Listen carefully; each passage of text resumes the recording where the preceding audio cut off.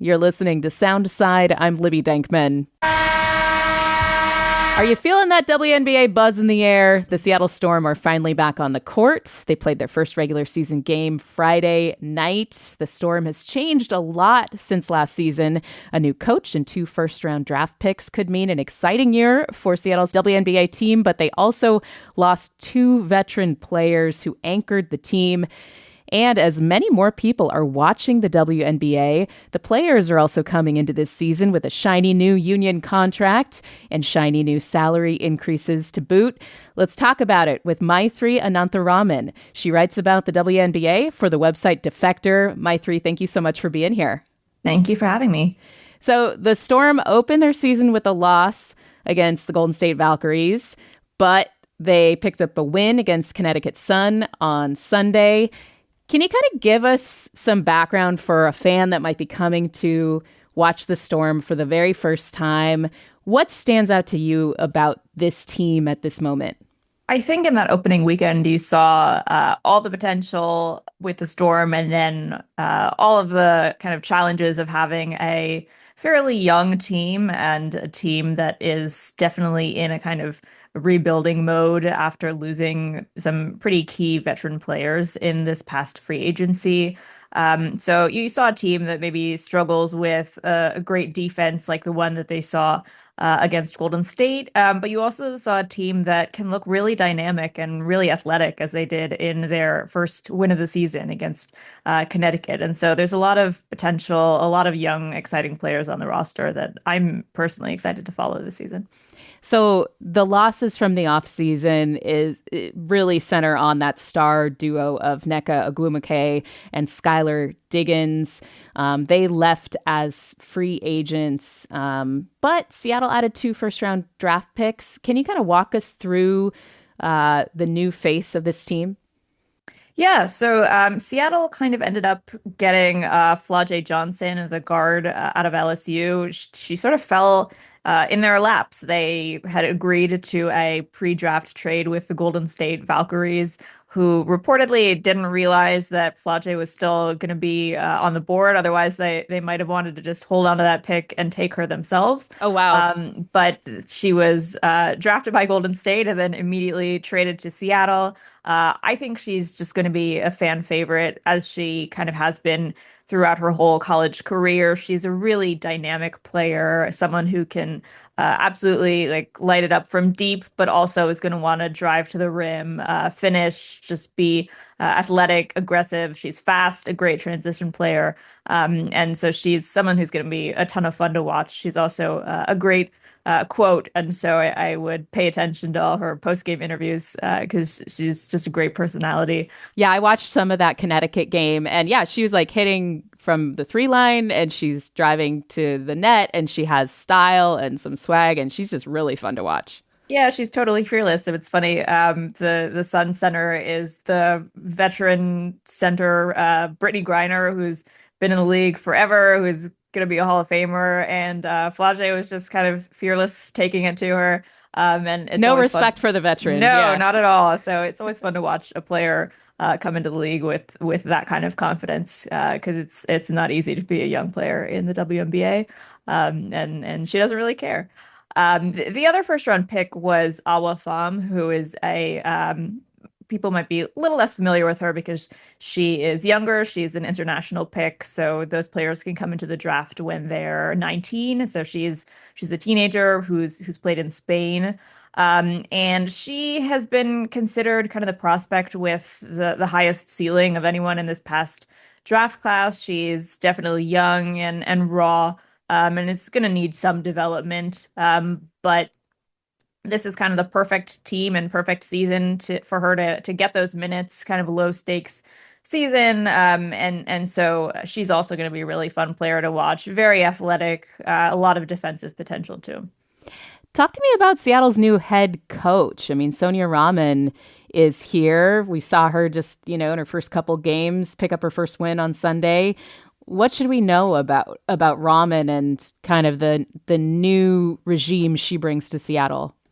Yeah, she's a coach who has a pretty interesting background and has spent a lot of time on different types of benches. I think as the WNBA becomes just a more professional league with better pay and better facilities and better amenities, you're going to see coaching talent also improve, and you're going to see like real top tier coaching candidates come into the league. And so she's someone who actually coached the women's team at MIT. She's someone who spent time in the NBA with the Memphis Grizzlies, and then most recently she was in the WNBA with the New York Liberty, who are a perennial championship contender, and so she's kind of been around players at lots of different stages of development, been around elite players, whether in the NBA and WNBA, and so I think that development background and just the kind of diversity of her experiences should be a real asset for the Storm.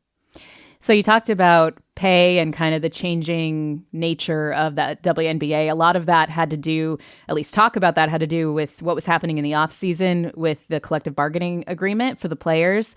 In fact, the last time we talked about the Storm on this show, there was concern that the season would get delayed because there wasn't a contract yet, a deal hashed out between the league and the players. Now there is a new 7-year deal. Give us kind of the highlights of that and how it might impact players and the league going forward. Sure. So I think the big focus of this collective bargaining agreement was salary. In the past, players kind of lamented that they had a salary system that didn't really feel like it was tied to the actual health of the business. That if, say, revenue went up or went down, like it didn't really affect their salary. It was kind of on this standard scale with these modest annual increases, but not actually tied to how the business was doing. And as we've seen, the WNBA as a business is doing really well now. There are huge increases in ticket sales, in merch, in attendance, in audiences. And most recently, they just kind of agreed to, as part of the NBA's television deal, a $2 billion television deal. And so players naturally, rightfully want to see all of that business success reflected in their pay. And so what they were able to accomplish with the CBA was actually getting their salaries tied to the league's revenue for the first time. So for the first time, their CBA stipulates that they will earn a percentage of revenues, that the salary cap every year will be tied to a percentage of revenue. And what that looks like in effect is one of the most dramatic pay increases we've seen in professional sports. For example, the highest paid player in the league last year is now, like, that salary is below what the minimum is this year. So every Wow. single player in the WNBA is making more this year than the highest paid player did last year. For the first time, we have $1 million players in the WNBA. Players signed $1 million contracts this offseason. So it is a dramatic increase for players, a pretty life-changing increase. In the past, they've had to kind of supplement their incomes, whether that was taking additional playing jobs overseas in the off season or finding coupling together coaching gigs or broadcasting gigs. And now this is the sort of thing where they can really just focus more on being WNBA players. Yeah, that's just an incredible revolution for this league and for these players. And it is really exciting to see the WNBA taking off in recent years. So can we talk a little bit about the expansion situation? Because in Seattle, we've got some potential new rivals down the road with the Portland Fire. What else should we know about kind of the expansion scene this year, this season? Yeah, so as the WNBA becomes a big business, everyone wants in. And so a lot of cities have been interested, a lot of owners have been interested in getting their own WNBA teams. And over the past couple years, we've seen new teams join, and we're going to see another round in the next few years. So we had Golden State join the league last year, and they were improbably successful, made the playoffs in their first season. Usually expansion first seasons are kind of tough, but they bucked the trend there. And this year, the league has two new teams in the Toronto Tempo and the Portland Fire, who could definitely be a new rival for the Storm, who have been kind of holding it down in the Pacific Northwest by themselves for a while. Um, we talked about the fact that the team is pretty young, the Seattle Storm. I do want to bring up before we go Dominique Malonga, who is the 6'6" center for the Storm. She was the league's youngest player last year. She's born in 2005, just a few years ago. Second overall pick last year. Apparently, she made headlines because in Thursday's, like one of the final practice rounds before the season started, she had this massive dunk over some of the male practice squad players and just put an exclamation mark on the end of practice. What should we expect from Dominique Malonga this year? Big things. I am really high on her. Like you said, she's very young, so still has a lot of growth ahead of her, but already has shown so much in the season she's played. She was playing behind some veterans last year, and so this is going to be a season for her to get more minutes and playing time, and really develop into foundation piece for this team. But she is so athletic for her size. You said 6'6". She just moves so quickly, and it's kind of uncanny to watch, honestly. Every year the league does an anonymous survey of general managers, kind of asking them different questions about players and certain teams and league trends. And she was voted most likely to have a breakout season this year, and I don't think the GMs are wrong on that. Okay, Toronto Tempo is up next for the Storm. That is tomorrow, Wednesday. What should fans be expecting from that matchup? It could get a little bit messy. The Tempo, brand new expansion team, so they're all still getting used to playing with each other. I think kind of similar to the Storm. The Tempo went a little bit different than Portland did with their expansion strategy. So Portland kind of. I think they're not really planning on being very good this year, to put it nicely.